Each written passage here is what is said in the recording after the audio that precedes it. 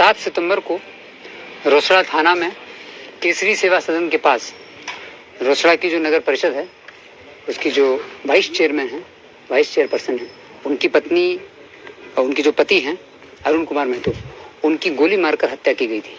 काफ़ी सनसनीखेज और संवेदनशील कांड था रोसड़ा शहर के अंतर्गत, बिल्कुल शहर में ही। और अरुण महतो जो कि उनकी पत्नी वाइस चेयरपर्सन थी, ये लोग पॉलिटिकल क्लाउड था इनका, ये लगातार राजनीतिक रूप से सक्रिय थे नगर परिषद क्षेत्र में। उनकी हत्या कुछ अज्ञात अपराधियों ने कर दी थी 7 तारीख को। इस घटना में एसडीपीओ रोसड़ा के नेतृत्व में, एक शिवम कुमार के नेतृत्व में टीम बनाई गई थी, जिसमें एसएचओ रोसड़ा, एसएचओ विभूतिपुर, साथ ही डीआईयू से मुकेश कुमार, टाउन थाना प्रभारी विक्रमाचार्य, sub inspector Mukesh Kumar DIU से, सब इंस्पेक्टर सनी कुमार, राहुल कुमार, राजन कुमार और रोसड़ा थाना से सब इंस्पेक्टर निरंजन कुमार और पूसा थानाध्यक्ष चंद्रकांत गौरी और मुसरी घरारी थानाध्यक्ष पंकज कुमार। इन लोगों की ये टीम थी जो लगातार इसमें कार्य कर रही थी। इस टीम ने इस केस का उद्भेदन कर लिया है। आज करीब 8 दिन हुए हैं घटना के बाद। 8 दिन के अंदर इस केस का उद्भेदन हुआ है। 9वें दिन अपराधियों को जेल भेजा जा रहा है। जब इस घटना हुई थी तो एफआईआर में 6 लोगों का नाम लिखवाया गया था और 6 अलग अलग एंगल दिए थे। ये घटना का उद्भेदन एक बड़ी चुनौती थी रोसड़ा पुलिस के लिए, समस्तीपुर पुलिस के लिए। और एसआईटी ने जो नाम दिए गए थे डायरेक्ट उन नाम पर गिरफ्तार नहीं किया था, क्योंकि हम लोग घटना के पीछे का पूरा एंगल जानना चाहते। जो भी नाम दिए गए थे उसके पीछे अलग अलग कारण बताया जा रहा था। हर नाम के पीछे एक अलग कहानी थी, तो ये बहुत स्पष्ट नहीं हो रहा था। ये ब्लाइंड केस नहीं था, लोग नाम तो बता रहे थे कि किसने घटना की है, लेकिन उसके पीछे का एंगल क्या है और कौन अपराधी है, कौन शूटर है, कुछ भी स्पष्ट नहीं हो रहा था। इसलिए बड़ा चुनौतीपूर्ण एक केस था। इस घटना का उद्भेदन हो गया है। इस घटना में एसआईटी ने 3 अपराधियों को गिरफ्तार किया है। राजा झा उर्फ साकेत कुमार, जो कि पहले भी हत्या केस में जेल जा चुका है, राजेश कुमार मंडल उर्फ खन्ना और विकी कुमार, जो कि मुजफ्फरपुर का रहने वाला है। 3 अपराधी इसमें गिरफ्तार हुए हैं। टोटल 6 अपराधियों ने घटना की है। जब इस घटना के बारे में पूछताछ हुई और जो पूरा इन्वेस्टिगेशन लोगों ने किया तो उससे स्पष्ट हुआ कि इस घटना की शुरुआत हुई थी, इस घटना के जो तार हैं वो जुड़ते हैं नगर परिषद चुनाव से।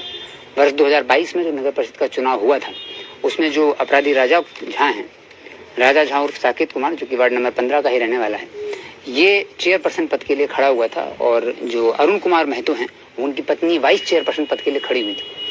तो जब इन लोगों के बीच में, अरुण कुमार महतो और राजा झा के बीच में पहचान थी, बोलना चलना था और दोस्ती थी, इन लोगों ने आपस में एक दूसरे को सपोर्ट करने की योजना बनाई और वोट ट्रांसफर का, कि पॉलिटिकल वोट ट्रांसफर होगा, ये उनको सपोर्ट करेंगे, वो उनको सपोर्ट करेंगे। लेकिन जब चुनाव हुआ, चुनाव के रिजल्ट आए तो वर्तमान चेयरमैन जो है श्याम बाबू वो जीत गए और राजा झा हार गए।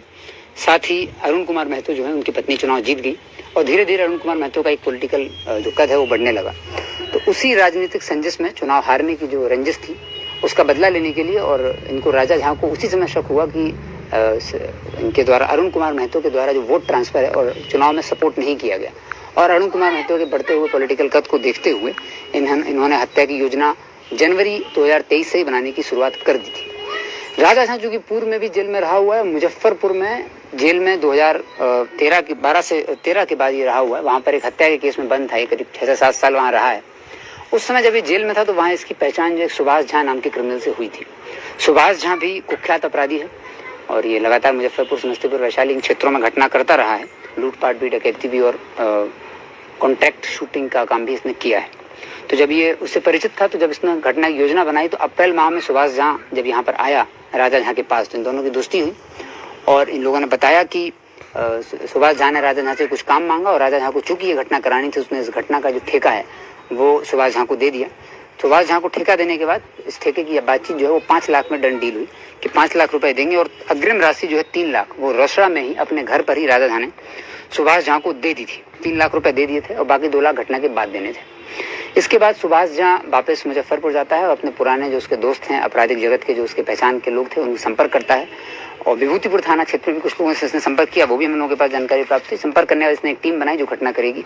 अप्रैल से ही इस घटना की तैयारी चालू हुई। 2-3 बार इन लोगों ने अटेम्प्ट लिया, लेकिन बीच में विभूतिपुर थाना क्षेत्र में ही एक डेयरी फार्म के संचालक के साथ लूटपाट हुई थी। उसमें जो अपराधी गिरफ्तार हुए थे वो सुभाष झा के साथी ही थे, उन्हीं के साथ ही मर्डर करने की योजना थी। लेकिन बीच में ही जून या जुलाई के आसपास ही ये साथी इसके पकड़े गए। जब ये साथी जुलाई में पकड़े गए तो इनकी जो योजना थी मर्डर करने की वो कुछ दिन के लिए पोस्टपोन हो गई, क्योंकि सुभाष झा के जो साथी थे वो पकड़े गए थे। फिर सुभाष झा ने अपने 2 और साथियों से संपर्क किया, एक मोहम्मद अबरार जो कि गरौल थाना का रहने वाला है, वैशाली का, और विकी कुमार जो कि मिठनपुरा, मुजफ्फरपुर का रहने वाला है। इन दोनों से संपर्क करने के बाद ये फिर इन लोगों का प्लान दोबारा से तैयार हुआ।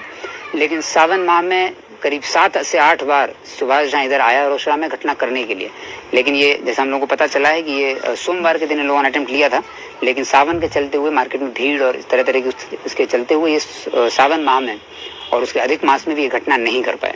जब घटना नहीं हो पाई तो फिर 1 सितंबर को पुनः ये लोग यहाँ आते हैं। दलसिंह सराय का चूंकि सुभाष झा रहने वाला है, जिसका लगातार आना जाना रहता है, अपने घर से एब्सकॉन्डिंग था, पुलिस भी इसको काफी दिन से ढूंढ रही थी। उसके बाद 5 सितंबर को सुभाष झा अपने साथी के साथ दलसिंह सराय पहुंचता है और घटना करने की पूरी जो प्लानिंग थी वो 7 सितंबर की डेट रखी जाती है। 5 सितंबर को रात में दलसिंह सराय में ये गैराज में अपने मित्रों के साथ रुका था और 6 सितंबर को सुबह ये लोग यहाँ पहुंचे रोसड़ा में।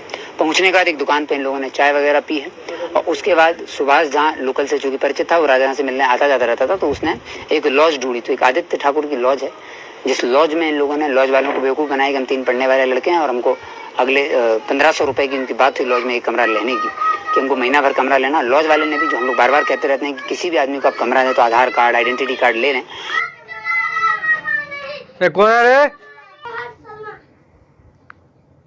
उनने भी बहकावे में आकर के आधार कार्ड, आइडेंटिटी कार्ड वगैरह नहीं लिया और उनको सिर्फ रूम में रहने के लिए अलाउ कर दिया। तो एक रात ये लोग उस घर में रुके। 6 तारीख को ही राजा झा ने अपने एक साथी छोटू को और राजेश कुमार मंडल, राजा झा के दोनों साथी, एक ड्राइवर है उसका और एक उसका साथ में काम करता है, तो इन लोगों को इन्होंने एक बैग दिया था राजा झा ने कि सुभाष को एक बैग डिलीवर। उस बैग में हथियार थे और पैसा भी था। वो बैग और हथियार राजा इनके अरुण कुमार महतो के घर के पास ही कुछ दूरी पर एक मंदिर है, उस चौराहे पर डीलिंग हुई थी बात देने की। वहीं पर छोटू और राजेश कुमार मंडल ने वो बैग दे दिया, जिसको हम लोगों ने सीसीटीवी फुटेज में भी देखा है। वहाँ वो बैग दे दिया। बैग देने के बाद ये अपराधी वो हथियार लेकर के जिस लॉज में रुके थे उस लॉज में चले गए। रात भर इन लोगों ने उस लॉज में स्टे किया। स्टे करने के बाद चूंकि ये लोग रेकी पहले से कई बार कर चुके तो कई बार असफल भी हो चुके थे। सावन मास में तो कई बार इन लोगों ने बताया पूछताछ में कि सावन मास में 3 से 4 बार ये लोग आए और असफल हो गए। उसके बाद 7 तारीख की सुबह जब ये इनको पता था कि 7 से 8 के बीच में जो मृतक अरुण कुमार महतो हैं, इनका अपना एक साइकिल स्टैंड चलता है, तो 7 से 8 के बीच में पैदल अपने घर से निकल के साइकिल स्टैंड तक जाते थे। वो समय इन लोगों ने नोट किया हुआ था और घर भी देखा हुआ था। राजा झा ने ही सुभाष झा को ले जाकर घर पहले दिखाया था। देखने के बाद उनको जानकारी थी समय की भी। उसके बाद ये सुबह निकलते हैं 6 बजे अपने घर से। एक रोसड़ा स्टेडियम में ये लोग कुछ देर वेट करते हैं और उसके बाद 7 से 8 के बीच में घर के आसपास 2-3 चक्कर लगाते हैं और घटना स्थल पर जब मृतक पहुंचते हैं वहां पर सुभाष झा और विक्की कुमार ये दोनों फायर करते हैं और इससे जो मृतक हैं अरुण कुमार महतो उनको गोली लगती है, वो भागते हैं, तुरंत उनकी डेथ हो जाती है। इस घटना के बाद FIR दर्ज की गई थी और SIT बनाई गई थी। तो इस घटना में जो देसी पिस्टल प्रयुक्त हुई थी उसको बरामद किया गया, 2 जिंदा कारतूस बरामद किए गए, विक्की का मोबाइल बरामद किया गया और अपराधकर्मी विक्की ने जो कपड़े पहने हुए थे उस घटना के दौरान, जो कि CCTV फुटेज में अखबार में भी निकला था, वही कपड़े भी बरामद हुए हैं। तो इस घटना की जो पूरा अनुसंधान था, उस अनुसंधान में सबसे इंपॉर्टेंट चीज हम लोगों को CCTV फुटेज थी। CCTV फुटेज के आधार पर अभियुक्तों का चेहरा स्पष्ट हुआ और उसके बाद टेक्निकल अनुसंधान हुआ और अभियुक्तों का पता चला और पूरा षड्यंत्र इसमें हुआ। तो इसमें टेक्निकल वर्क में हमारी टीम में अखिलेश कुमार ने बहुत अच्छा टेक्निकल वर्क किया है। CCTV टीम में सनी कुमार, राहुल कुमार और राजन कुमार ने बहुत अच्छा वर्क किया है।